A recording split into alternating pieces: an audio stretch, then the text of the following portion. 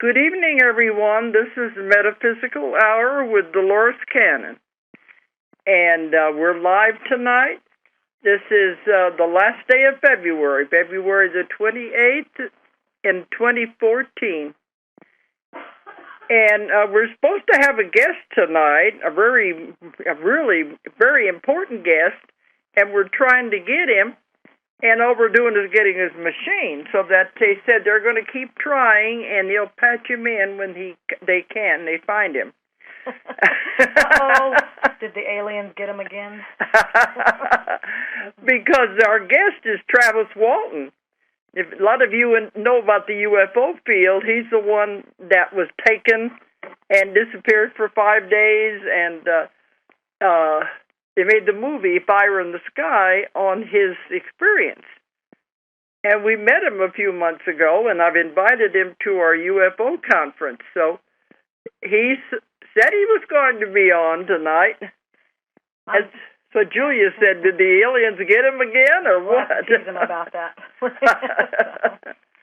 Anyway, I'm sure he'll be here. Yeah, they said they're going to keep trying, and they'll patch him through whenever they can find him. Okay, if you want to call in tonight, the toll-free number is 1-888-627-6008. 888-627-6008. And we met Travis. I've known about him for a long time, but we met him in October, wasn't it? We were out in L.A. And I don't remember what month it was, but I know it was L.A. Okay. We were shooting for the movie, the UFO movie they're making. It was before Halloween, yes. Yeah, right? It's right before Halloween. We were shooting this movie. It's called 701, and they're winding down. It's going to be ready pretty soon. And we were out there being interviewed, and so was Travis. So we had a chance to meet up with him. And we said that was done in the Halloween Hotel. Very creepy place that they had. Creepy, it was just very different. Very different. I think they call it the castle. Yeah, but it was very weird. And you can see a lot of movies have been shot there because every corner had something different in it. Right, a lot of props. A lot of props and things. But we met him out there, and I asked him if he would come to our UFO conference. So I guess while we wait for him, we could talk about the conference that's coming up. Yeah, we'll just ad-lib here. This is us tap dancing. Until we get him, and if we don't, we'll just keep on. Yeah, we'll just keep tap dancing. We keep bossing here, but right. Okay. We have our UFO conference coming up. This is the one that I inherited last year when Lou Parrish died, and it's the Ozark Mountain UFO Conference in Eureka Springs, and it's the oldest in the United States. It's now in the 27th year, and that's why I just couldn't let it die because nobody wanted to take over. It's a big job. It is a big job. And so when Lou died, nobody really wanted to do it. So I said I couldn't let that happen because I've been involved with it since the very beginning, 27 years ago. So we've taken it over, and last year was our first time for us to do it, and it was absolutely fantastic. It was sellout. We had standing room only, and then there was no room after the first day. And in the past, people have been used to coming in at the last minute and just walking in. You couldn't this time. It was completely sold out. It was over 700 people. So we're expecting the same thing this year, and we've been trying to work out the logistics, the problems of the overcrowding and the parking. Right. So we're doing it. It's taken a lot of work, but then everything is work. Right. We have an additional overflow area that will seat another 100 people. So that will have us up there. And then depending on how it starts filling up, we may even add another overflow area. But right now I think we'll be able to hold it at this one. Yeah, because that main room We had everybody in there, and it held almost 700 people. I think they were all crowded in there anyway. It was cozy. That's what everybody said. But we figured we had to do something. They'd never ever had that many people. I think before it was 400, 500. I think they'd had up to 600, 650, somewhere in there. I didn't think it ever got that high. They said 400 to 500. That's why it was a huge jump when we took it over last year, and we had some wonderful speakers. And so now we're going to have some even more wonderful speakers this year. We're trying to have different kinds of speakers, but I'm still trying to stick with what his wishes were. He had certain kinds of speakers he wanted. He had certain ways he wanted this run. So we're trying very hard to stick with the way he wanted to do it, because he was a dear, dear friend. But now we don't want to outgrow the place. We've been there for 27 years. We're trying to figure out some ways to continue to make this venue work. And we always fill up all the hotels in town. We did last year. So if anybody's planning on coming, you better get your name in now. Well, and something else we're doing is we're keeping the basic design that he had, and then we're adding a few little things, a couple of things this year. And then we might keep doing that year to year, is just add a little bit just to give more and enrich the experience. Mm-hmm. And so this year we're adding 2 films, UFO films. There'll be a film screening, and then if this goes well, it looks good, then we might add like a whole day of it or something like that, or like more next in the year. evening. Right. Just depending on what it looks like, if people like it. And if we can find the film. Right. It'd just be, new films that are being done on UFOs. Uh-huh. And then they can be submitted, and it'd be like film premieres and screenings. So so that's a whole, that way people, that they're able to weigh in on the film. But we're going to have one night anyway where we're going to... This year, where we're going to show some films. And just to see how people think about it. It's going to be fun. It'll be a whole movie experience. We'll have popcorn and soda and stuff like that. It'll be a movie night. But tell a little bit about our speakers. We're going to try to have all of them on the show in the next month or so. Tell the dates. It'll be April 11th to the 13th. That's the second weekend in April. It's always the second weekend in April. It always has been for 27 years. Yeah, we couldn't change that one. No, even sometimes when Easter fell on that weekend, we still had it on that weekend. At the end of the Ozarks in Eureka Springs, where it's always been. And so those are the dates. But I'm going to talk about some of the speakers, because between now and then, we're going to be having some of them on our show. Well, we've had one on our show so far, and that was Sherry Wild. Yes, she was on 2 nights. 2 shows, two shows, because she had so much information. Right. She's one of our authors, too, but she had all this tremendous information about her interaction with ETs and UFOs her whole life. And she was a wonderful speaker. We had her back again for some more information. So she's one of the ones that will be there. And then Travis will be there. And I'm not going to spoil his. He still may make it on here. He might interrupt and come in. But, he was the one who was, I think it was in Arizona, where he was with the logging team. And he was taken up in the UFO. And it was very documented, because they had at least 5 to 8 other people that saw it happen. And then, of course, they made the movie out of it, Fire in the Sky. So that's going to be really interesting, because I want to talk about his experience. And if he doesn't come on tonight, we'll have him hopefully next week. We'll do something to where, next week we're not going to be here. Yeah. It'll be the week after. Yeah, we're on the road again. Next week, we're going to be in Albuquerque. Right, the Gathering of the Healers conference. Mm-hmm. That's going to be next Friday, Saturday, and Sunday. Yes. We'll be there. And they can probably check that out on our website if people want to go to that. There's going to be all kinds of healers with different modalities there. So we're going to discuss our healing things that we do, and Julia's going to be speaking 3 times. Right, 3 different workshops. Uh-huh. Yeah, I'm excited about that's next weekend. So it'll be the weekend after that, I guess, that we'll start with our speakers. Right. Okay, so we do have Travis, and I just hope the aliens didn't take him. And yeah, can you please bring him back? Bring him back so we can be on the show tonight. Right. Okay, but it was funny. We just had an email. I was reminding him of the times and everything. Things happen. Oh, well, yeah, you just have to go with it. Like Julie said, we just got to tap dance around it. So if anybody wants to call in, it's perfectly okay. If you want to ask any questions or anything. Oh, I did give the number out. I did. Okay. All right.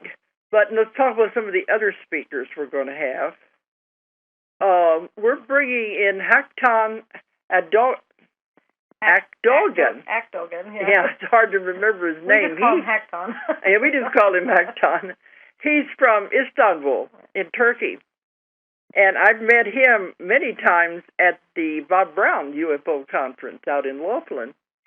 And then he invited me to Istanbul, and we went there this last year. And I did a 2-day seminar in Istanbul. And I asked him if he would come to our conference. He has a tremendous amount of UFO information, videos and footage he's going to be showing of cases that he has investigated. He has the only UFO museum in Europe and Asia. Because, Istanbul sits right there where Europe and Asia come together.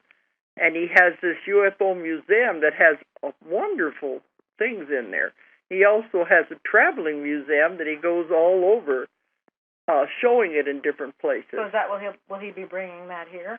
No, it's a bus like that he takes. Well, he can paddle it across the ocean and get it here. But he has lots of footage of films of UFOs, and he's going to be showing those and talk about these wonderful cases that he's investigated. And he hasn't been over here for 2 or 3 years, I think. So the ones who used to go to the Bob Brown conference might remember him.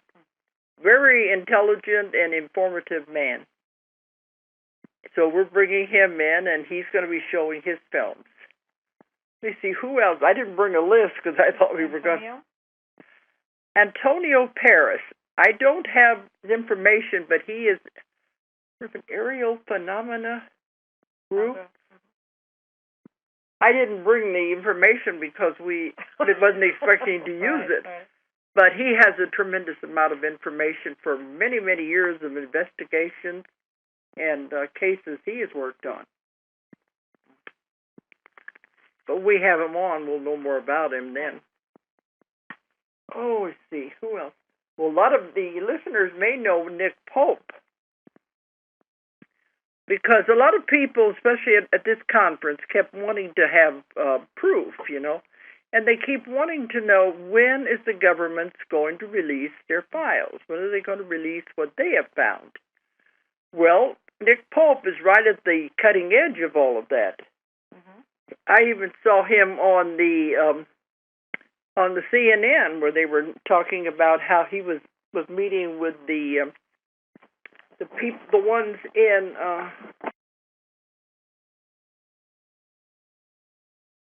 okay, it's not Travis, I guess. Okay, there is a caller. Okay, we'll go back to Nick Pope in a few minutes.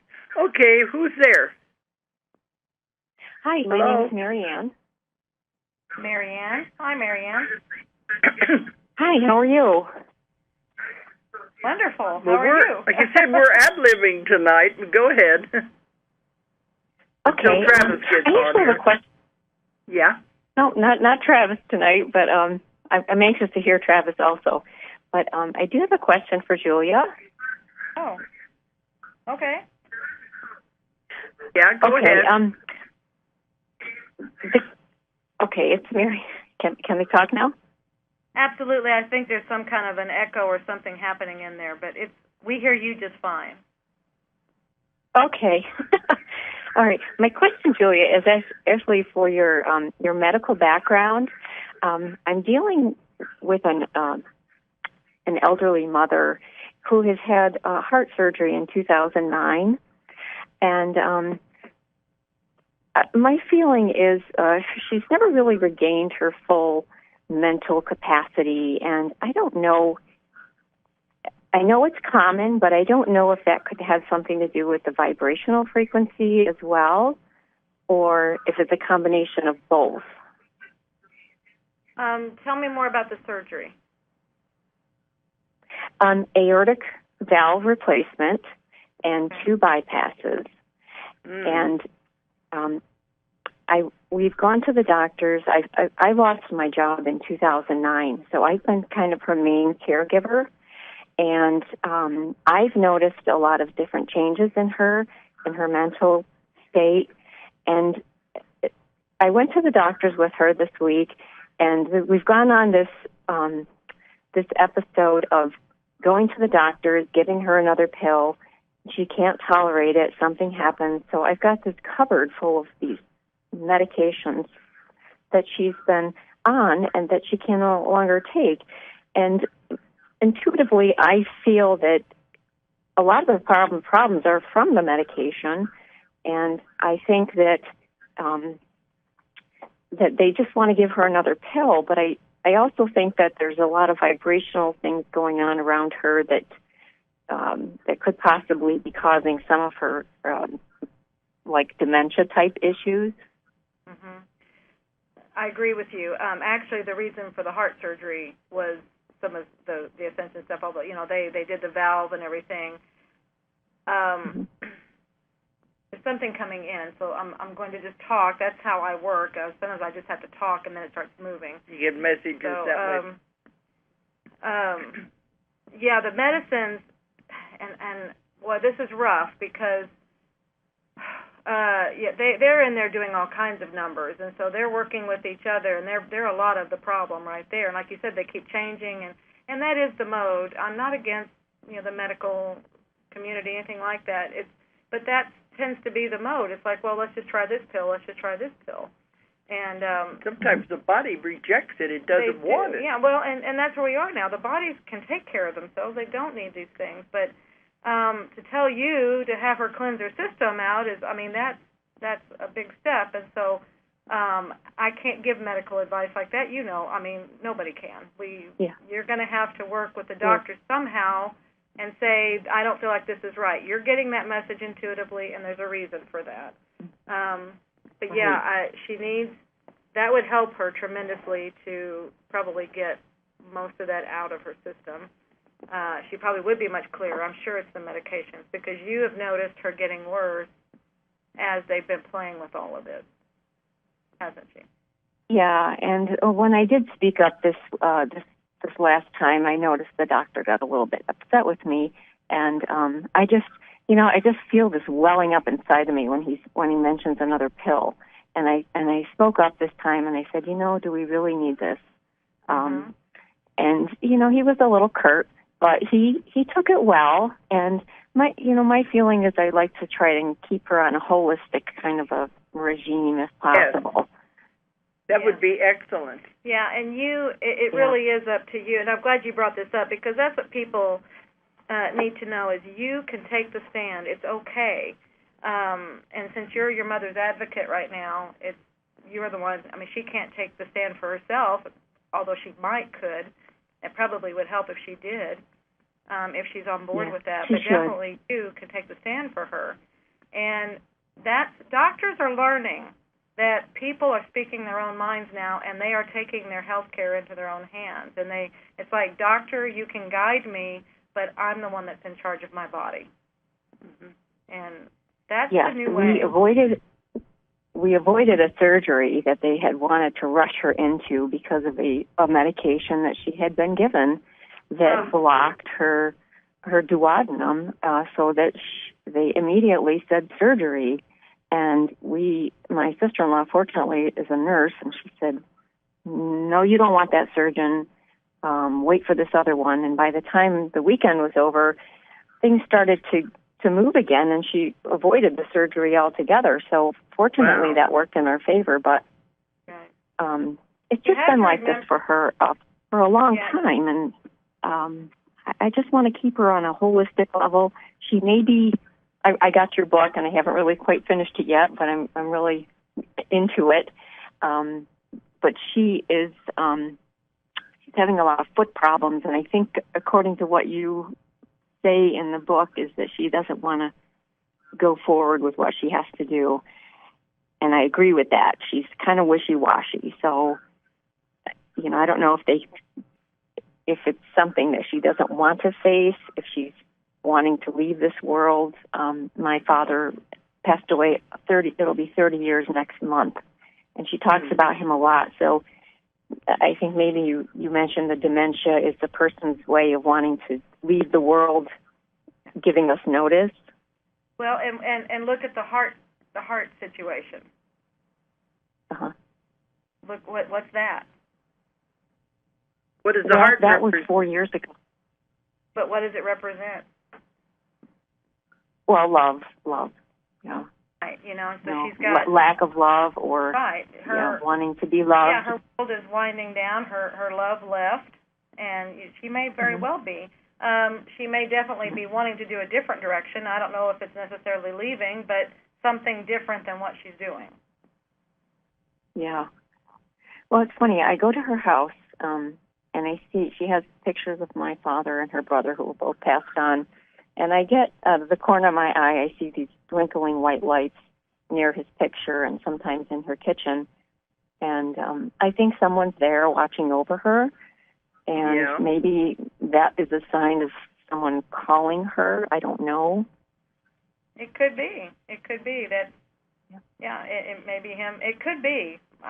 That's all I keep. I started to say something else, and it just pushed me right back into it could be. So. Not so much calling her, but be there for her, to help her. And if she does decide to go, they'll be there to go with her.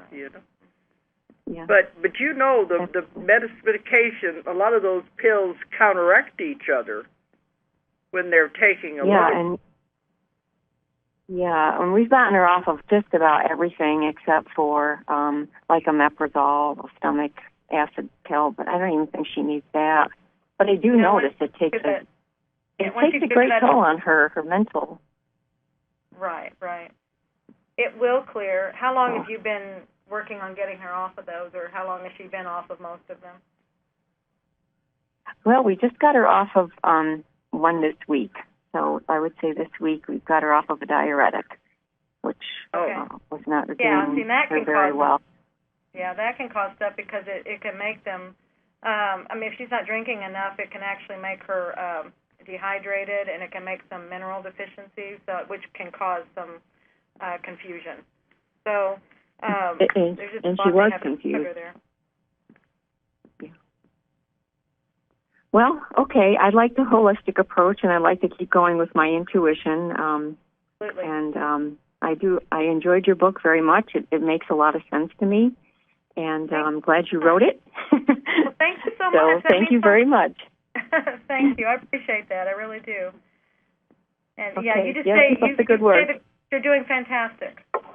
And trust your intuition. Okay, thank you so much. All right, good. I'm glad to hear that. Thank you. Okay. Bye-bye. Bye. All right, thank you. Well, Don broke in a few minutes ago and said he still keep trying to get a hold of Travis, and he hasn't been successful. It could be he was on. It's the time zone. Maybe we didn't have the time zone fully figured out what he's in. Well, it's just supposed to be 1 hour behind us. Maybe he's actually 2 hours. Arizona, I think, is supposed to just be 1 hour. I don't know. Anyway, that could be. He'll be ready when we're off the air. Well, where are you? But they said he's still trying to reach him, so we're just going to continue on. And if anyone else wants to call in, we're open to it.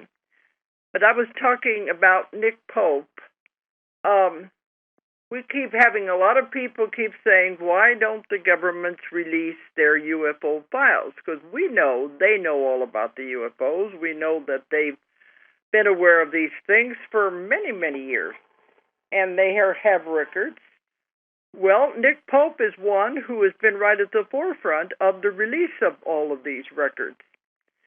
He was with don't have all the information in front of me, but he was with the British Intelligence Agency in London, and so he was right up there investigating everything, criminal cases and everything, and he knows a lot about the UFOs.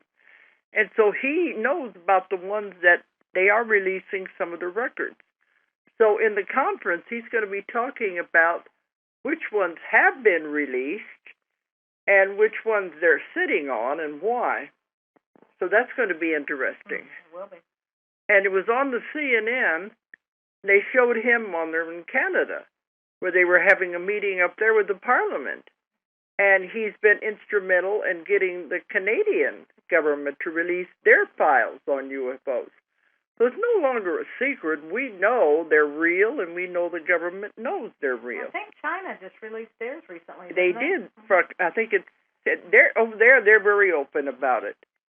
No problem there. So they keep saying, well, what if it was real, the government would tell us about it. Well, we know better than that. The U.S. hasn't done it yet, but he's going to be talking about the other governments and what they are releasing and what some of the things they're still sitting on. That ought to be very interesting. And I think Antonio Paris also has some information dealing with things like that have been suppressed, because he's very much involved in those things. So this ought to answer the ones who have been saying, why don't you have that kind of a speaker that will tell us what's really happening? Well, we're going to have it. We're going to have to pick his brain and see what he knows. Yeah, and see what we can get. Because, we're trying to broaden our viewpoints here. Okay, I'm trying to think, who else are we going to have? These are the ones we haven't talked about yet. Okay, we've talked about Cherry and okay, Anthony, or Tony. Yeah, we call him Tony Cataldo.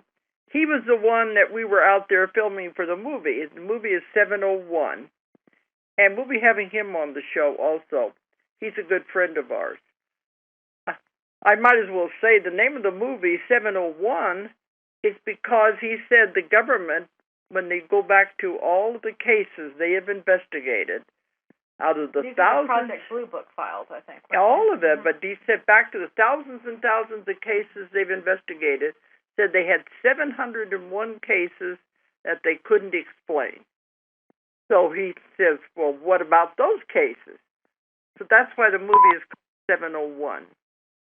Another one? Another guest? Okay. Another caller. Okay. Who's there?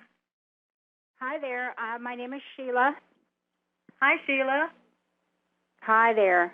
I'm a newbie to your work, and so perhaps a question that I would be asking might be redundant. I don't know. I'm sure you've heard it 1,000 times. It's okay. 1,001 is just wonderful. And okay. Any question is always welcome. Absolutely. Okay. It is a question about purpose. I'm in my 60s, and I've had 2 careers, and I seem to I've always been driven and had a passion for something, and I feel like I'm just swimming around not knowing what my calling is at this point. Where do I start? How do I start? Well, it's a big field out there. Mm-hmm. Because, I do the hypnotherapy, and I see thousands and thousands and thousands of people, and this is what I call the eternal question. Everybody who comes to see me asks the same question. So you're in good company. They always want to know, what is my purpose? Why am I here? What am I supposed to be doing? Do I have enough time? Am I on the right track? It's always the same thing. And every time when we go through the sessions, the answer is always the same. You're here to help other people. Really? But then there's a lot of different ways to do that. Right. But that's what we're here for, to help each other. So you have to find, what is your passion? What is it you really want to do? It would make you happy. Yeah, because you're at a place now, you've done the other jobs or whatever for whatever reason. Now you're at a place to do what you want that would make you happy, because that's the best way to spread our energy now, is to just be blissful. Mm-hmm. And then that just floats everywhere. And so, so that would be the direction, that would be the angle to go from what makes you happy, what makes you blissful. What would fulfill you? What do you think of? Well, I'm very drawn to helping horses. That's helping the situation with horses, especially in the United States, because I can't even think worldwide about it. It just is too comprehensive. But I've kind of put the border at the border. American horses. And start where you are, because you don't want to make it too big for yourself. Right. You can be overwhelmed very easily. So start in your own backyard. Start where you are, and then it'll move in whatever way feels right as you get into it. Mhm. Okay. So there's no esoteric way to dig down or get into past life things to see what the blocks are, or what is preventing me from moving forward, all of that. Well, a lot of times your block is paralysis of analysis. You're just trying to think it out so much. What should I do? I should have a sign. I should do this. And they're just going, you know what, just get off your backside and just start doing something. And then as you start doing something, then you'll feel the energy to move in whatever direction you need to go. So it could be you've just stopped and you're used to going, and you're just. And what I've seen a commercial, they said a body, they keep doing a body in motion stays in motion, a body not in motion does not move. So it's like you want to get moving, and then you'll know which way to go. I'm moving from 5 o'clock in the morning till 10 o'clock at night. Wow. Well, I don't sit still. Okay, so what are you doing during that time? Oh, I do have a business and a job that it is, my second career. It's not something I can give up at this point, but entirely. But it's not my calling either, So it's not what makes you happy. No, it isn't. So is it? I mean, I am. I'm sorry. Go ahead. I bring happiness to it because that, otherwise I'd be miserable. But it isn't. It isn't what I can feel that it's. There's something else. Is what I mean. There's something else. So maybe regression would help? Yeah, regression could very well help. I mean, because that's definitely a way. It's the fast approach. It's the fast track to getting the blocks removed, and you speak directly with your higher self and to find out exactly what you had planned when you came in and what is the best thing for you. Yeah, because you do come in with a plan of what you hope to accomplish. I'm sorry? What? I said you do come in with a plan of what you hope to accomplish. Yes. But we get in here, life takes over, and we forget what that plan is. Right. But they've said many times, and I mean they, the higher self that when I work with, they've said many times, bring joy into your life. Have fun. Stop and smell the roses and bring joy. But if you want to have a regression, I've trained over 4,000 people now all over the world. And we have lots of our students that are doing the same work that I'm doing. I had to because I had an 8-year waiting list. Well, that's happened since you've been. Yeah. But, I mean, that's why I had to start training people to take the load off of me. And we have many of my practitioners now who are doing really wonderful work. Where do you live and what state? Well, I'm in New Mexico. New Mexico. We're going to be in New Mexico this next weekend. And I'm going to see you there. All right. We're going to be in Albuquerque. I am. I just picked the book up. Excuse me, but I have not known about you. I just was led to the book. I forget how. I picked up The Convoluted Universe And, of course, I can't start in the beginning. I'm too impatient for that. So I got number 4. Started on that, and it just starting at the hardest one. Yeah, and it just totally resonated, totally resonated, and brought me a degree of peace. So I immediately signed up to hear you talk in Albuquerque. So I'll be there next weekend, I think. Yes. Yes, it is. It's Friday, Saturday, and Sunday, and Julia's going to be there. She's going to be doing some workshops. And then you'll be doing your talk on Sunday. The last day. Yeah. Right. But well, I'll be there, and I'm bringing my husband along as well. Okay, but on our website we have lists of all the people who have taken the class, and we refer people to that list, and they go down and find somebody that's in their area. Yeah, or find somebody that resonates with. And then we have some, that are that we recommend that have passed another level of testing that we can hands down recommend them. So, just look and see who resonates with you. All right. Okay. Well, thank you so very much, and I'm glad I got an opportunity to chat with you. This is really unforeseen. It'll be wonderful to see you next week. Okay. And I'll introduce myself if the crowd isn't too big. Okay. Thank you again. Yeah. Come up to us. Okay. Thank you. All righty. Okay. Bye-bye. Bye-bye. I heard a beep. Yeah. There's another caller, I guess. We're getting one on top of the other. Yeah. Okay.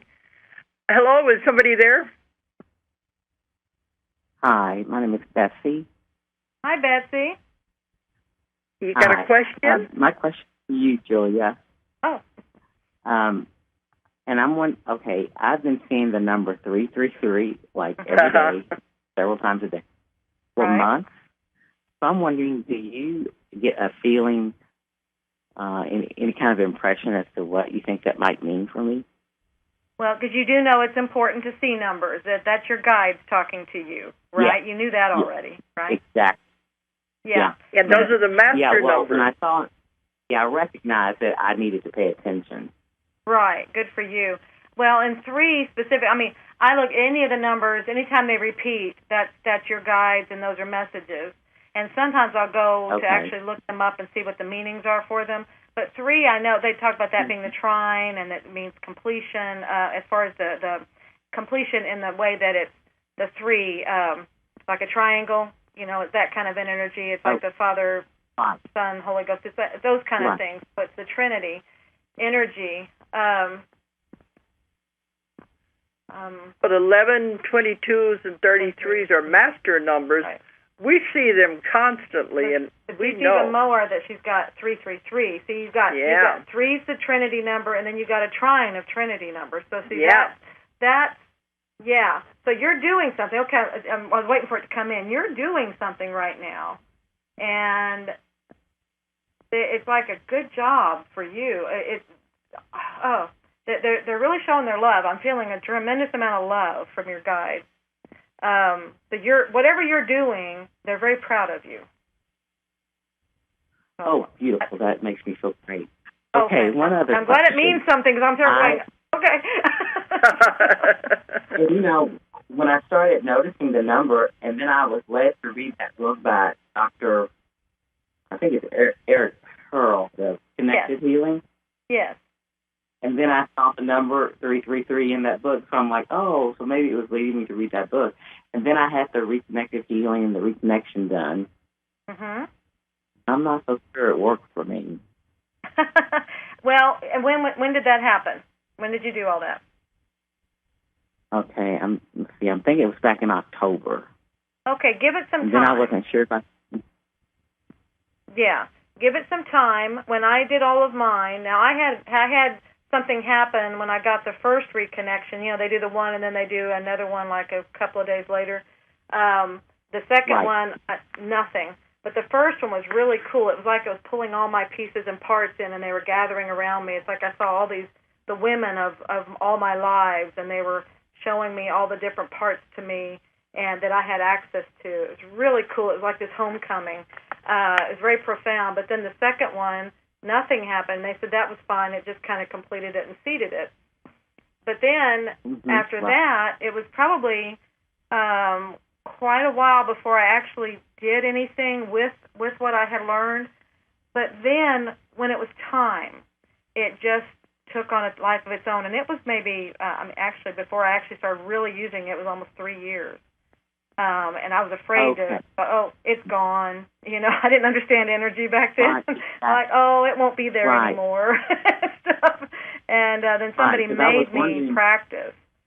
And I was just amazed. Well, my hands about bounced off of her and the energy and stuff. That's when you were really working with energy then. Right. Now, remember how afraid I was to start trying it? Yeah. I was just a bit of that was, anyway, but it had to I think it had to do some processing. I had to go through some processing, and it had to go through some processing within me. And then once I started doing it, it completely takes on a life of its own. You have to be willing to allow it to work through you. There's nothing, and Eric teaches it that way, that it's not like you're in control of it. You're just moving with it, and just allow it to go with you and pick up whatever you get, as far as intuitively when you're working with it. It's going to happen. You're doing it right. I'm feeling, you're in the process. Just let it happen. You're almost there. Just don't push it. Don't be impatient with it. It's got to go through its own timing thing. Yeah, because I did discover that in a previous life I was a healer. I worked with energy to heal. Say that again. I'm sorry. I discovered in a past life that I was a healer. Yeah. Fantastic. And that I work with energy to heal. And I've always had this passion to help people in that way, but there's so many modalities, and I'm kind of new to all this, and so I'm just so easily overwhelmed. So the reconnection just resonated with me. That was like, okay, this is what it seems like would work for me. So I was thinking about taking one of his training classes and so forth and so on. So maybe I'll still do that. Yeah, but allow yourself a little bit of time. You've got to get comfortable with it. And okay. Yeah. Give yourself some time to do that. If you become a trainer before you've got to tap back into those other parts of you that know what to do with this.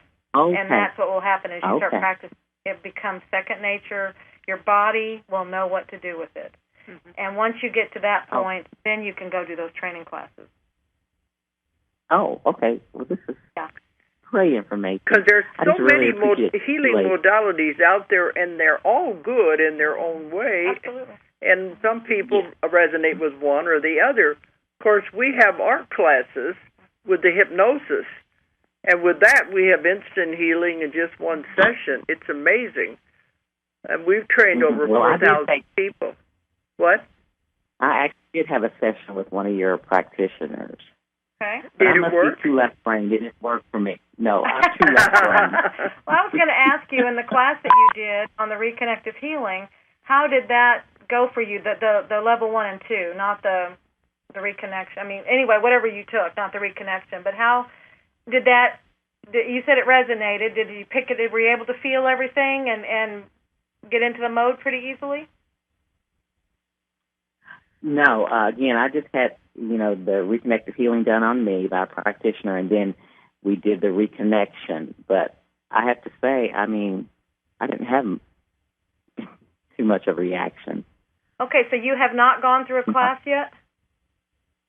No, I've not gone through a class. I just had the reconnection done on me. Okay, I misunderstood you. I thought you had gone through the class and you were questioning if you should go into the classes to teach you to be a trainer. That's what I was thinking you were saying. Okay, well, I was wondering if that was after I had the session done and then the actual reconnection. I didn't know if maybe my next step would be to take a class so I could, help others. But again, I don't think it worked for me as far as healing. But, again, he says if you're lucky, you'll get the healing that you need.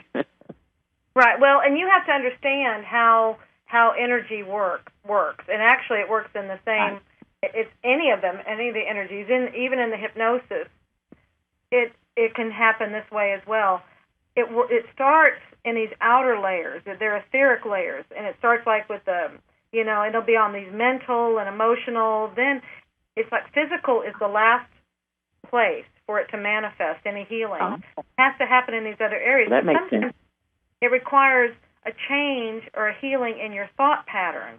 And so you're going to start seeing changes there, and then as those start changing, then it'll change something in the emotional pattern. And then when the emotions start changing, then the physical will start changing. Because as we know, everything is tied to these things. I mean, that's what they're signs of. Just, okay, your bodies are signs of this. You know, these are messages. Yeah, because we know what the illness is trying to tell the person. Right, and so that's where you have to change. These other things have to heal or change first. And so sometimes people are looking for this immediate change physically, and that's not really possible. These other things have to change first.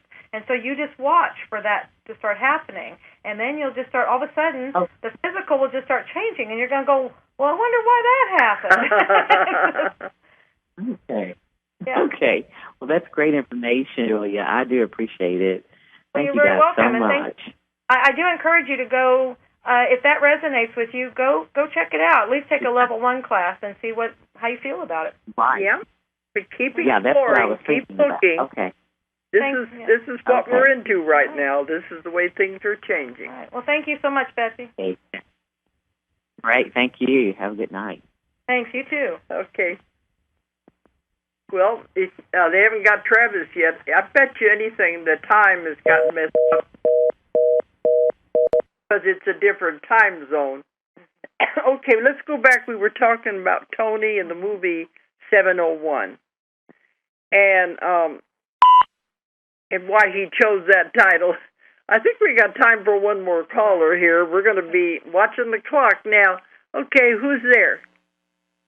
Hello, Dolores and Julia. My name is Patty, and I'm calling from Reno, Nevada. And first of all, I just want to thank the two of you for all the work that you've done over the years. I really do appreciate it, as so many others as well. I just bought your books in the last 5 or 6 months, and I was really intrigued by your work and really amazed. And I've had some interesting things in my life over the years. Of course, I'm not going to get into that. But there's one thing that when I read your book, I believe it's in The Custodians, and this is actually the first time that I saw something that I believe it maybe correlates to myself as well. See, there's over 25 years ago, there was an incident where I got up one morning. I was getting ready to go to work, and all of a sudden I encountered there was like a drip right in between my nose, not in the nostril, kind of like in the bridge, and it was like a drop after drop after drop, and I found that very odd, very strange, and I actually thought it was coming from my nostril. So what I did is that I just looked into the mirror for a while, trying to look exactly where that drop was coming from, and I can see that it's just coming right in the middle of my nose. I mean, out of the skin itself, like a large, as if you had the faucet on and there's like a drip going on. And I didn't have any symptoms. I didn't feel anything. I didn't have any headache. I didn't feel anything wrong with me or anything like that. Well, long story short is that I had to be out of work for about 2 weeks, and my face kind of became kind of disfigured for a while. It seems like it was inflamed, my forehead, my cheeks. And, I was living with my mother and my aunt at the time, and my mother took some pictures of me, and she was really concerned. I believe she mentioned to go to the doctor. I never went out of the house. I didn't go to the doctor or anything like that because I didn't feel anything. I just thought maybe I had something. And I remember her questioning me if I went to camping or if I went anywhere in the woods. I said, no, it can't be poison oak. It can't be this because I haven't done anything out of the ordinary. And so she actually took some pictures, and she was worried, oh, my goodness, maybe you're going to be that way for the rest of your life. No, I'm not going to be this way, I told her. And she took some pictures, right? And then over the years, somehow they disappeared. She could never find them. They never turned out anywhere or whatsoever. Then when I read your book, Dolores, I saw that there's a section in there that for some person or some people it has happened, the same that it sounds like to me from what I read that happened to me. I've not heard of that anywhere on TV and in any book or anything at all.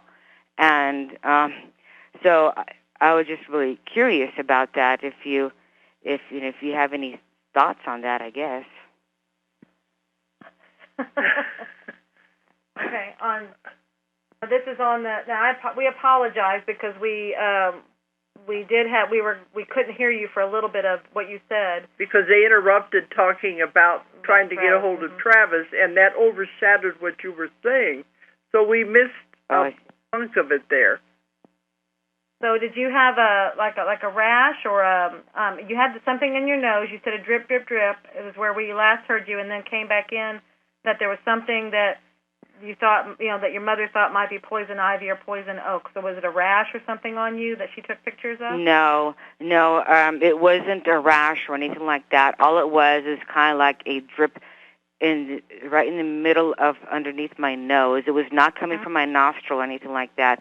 I actually just stood in the mirror to watch to see where it's coming, and there was just like a drop coming out to my nose, which is very odd, and there was nothing to correlate to where I've been to or what I've done, because nothing was out of the unusual. And then within a few days... We apologize, we missed a lot of that. But what in my book that you said you had never found anywhere else?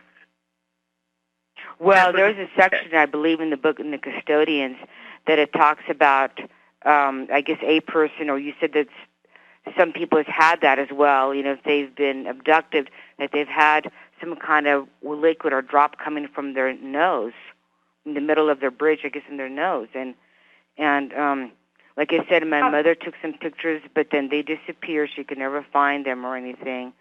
Okay, I think you're talking about the implants. The implants are not negative. They are really there to help you. And a lot of times they're put up there in the nose. Yeah, they put them up in the nostril, so it's the closest you can come to the brain. And they have definite reasons, and I think I gave all the reasons in the book, too. But it's not anything to be afraid of. Because I have never, in all the 27 years I've been working with UFOs and ETs, I've never found any negative experience. Because they always explain why it's happening, and it's all happening for a reason. I see. If that is what it is, we don't know for sure if it was ETs or not. But if it is, all they're doing is taking care of you, so it's not anything to be afraid of. I see. So in other words, if I really want to find out for sure, it's probably a good idea to go under hypnosis. Yeah, probably. Find out. You can find out. My technique is you can, because we bypass the conscious mind. A lot of the other hypnotists, the conscious mind is very present, and you have all that emotion and everything that it's not a good story. You don't get the real story. If you do hypnosis, it might be best with someone that's more familiar with this and not afraid of it, because some people don't know how to handle these possible situations. So, and the people taking Dolores' classes, especially level 2s, they're trained in how to better handle some of these situations. So you might, just be careful about who you go to. Yeah, because a lot of hypnotists are okay. Right. Okay. But I hope that helps anyway. Don't worry about it. Yes, I mean, I've had many dreams about UFOs in the past 25 years, and I've had like a compelling urge that I've got to do something, and sometimes it drives me crazy, but I know I got to get moving and do the things that I need to do. It's just a compelling urge, and sometimes I cannot really, so to speak, put a finger on it to what exactly. I almost feel like I'm going to sometimes explode if I don't hurry up. Well, we were talking to the other lady wanting to know about purpose, and you're here to help others. So you got to find what is that you really would make you happy along that line. Right. Okay, let me ask you, are you guys ever going to be out in Reno, Nevada by chance? I've been there, done that, but not Albuquerque's as close as we're going to get right now. Yeah, we'll be in Albuquerque next weekend. But we have the UFO conference we're putting on here in Arkansas in April. But we're going to have to sign off because we're coming up to the top of the hour, and they're going to pull the plug on me. But okay, well, thank you. Thank you so much for calling in, Patty. I encourage you to keep investigating, keep exploring, and you'll find the answers. And believe me, it's not negative. Okay, well, thank you. Well, we are coming up to the top of the hour, and they said Travis came in there, but it was right at the end so when we were taking callers, and so we didn't get him online. So we will schedule him for another show. Hopefully we can, because I know he's a busy man, too. Oh, yeah. I hope we can get him in after we come back from Albuquerque. Right. All right. So thanks, everyone, for listening tonight. And make it great. Have a great... Oh, hopefully everybody have a great time with all this wonderful weather that's upon us all. Yeah, the whole weather system is going crazy. Okay, but good night, everybody. Good night. If you enjoyed the show, check out more of our other videos and be sure to subscribe and click the like button. Thank you for listening to the Metaphysical Hour with Dolores Cannon.